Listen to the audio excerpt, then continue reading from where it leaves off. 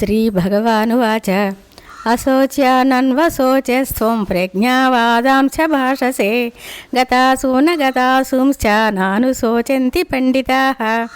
శ్రీ భగవానుడు పలికెను, ఓ అర్జున, శోకింపదగని వారి కొరకే నీవు శోకించుచున్నావు, పైగా పండితుని వలె మాట్లాడుచున్నావు.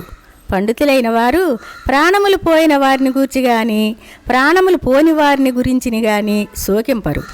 నత్వేవాహం జాతు నాశం నత్వం నేమే జనాధిపాః నచైవ న భవిష్యామః సర్వే వయమతః పరం.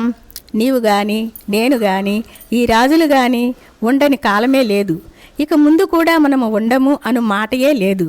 అన్ని కాలములలోనూ మనము ఉన్నాము. ఆత్మ శాశ్వతము, అది అన్ని కాలముల యందునూ ఉండును. శరీర పతనముతో అది నశించునిది కాదు. దేహినోస్మిన్ యదా దేహే కౌమారం యవ్వనం జరా తథా దేహాంతర ప్రాప్తి ధీరస్తత్ర న ముహ్యతి. జీవాత్మకు ఈ దేహమునందు కౌమారము, యవ్వనము, వార్ధక్యము ఉన్నట్లే మరి ఒక దేహప్రాప్తియు కలుగును. ధీరుడైన వాడు ఈ విషయమున మోహితుడు కాడు.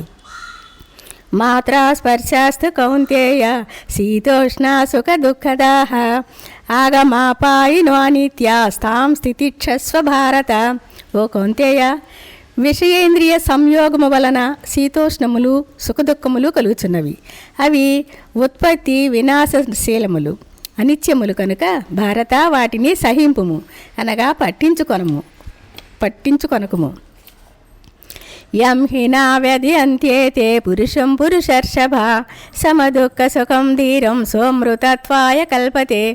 ఏలననవో పురుషశ్రేష్ఠ, ధీరుడైన వాడు సుఖదుఖములను సమానముగా చూచును. అట్టి పురుషుని విషయేంద్రియ సంయోగములు చెల్లింపజేయజాలవు. అతడే మోక్షమును పొందుటకు అర్హుడు. నా సతో విద్యతే భావో నా భావో విద్యతే సతః ఉభయోరపి దృష్టోంతః త్వనయోస్తత్వదర్శిభిః. అసత్తు అనుదానికి ఉనికియే లేదు, సత్తు అనుదానికి లేమి లేదు. ఈ విధముగా ఈ రెండింటి యొక్క వాస్తవ స్వరూపములను తత్వజ్ఞాని అయిన వాడే ఎరుంగును.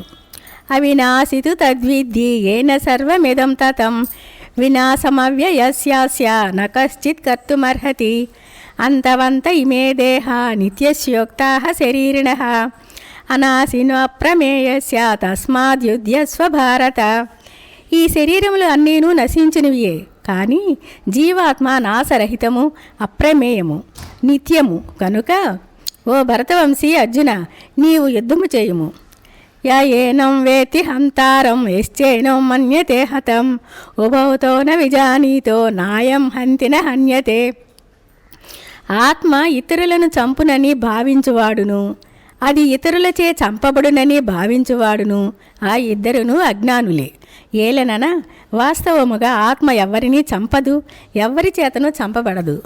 నజాయతే మ్రేతే వా కదాచిత్ నాయం భూత్వా భవితా వా న భూయః అజో నిత్యః శాశ్వతోయం పురాణో నహన్యతే హన్యమానే శరీరే.